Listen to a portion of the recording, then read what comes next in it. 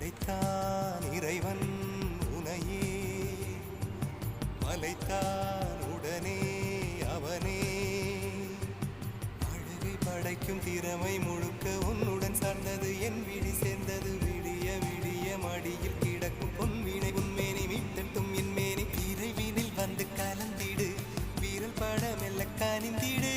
உடல் மட்டும் இங்கு கிடக்குது, உடன் வந்து நீயும் உயிர் கொடு.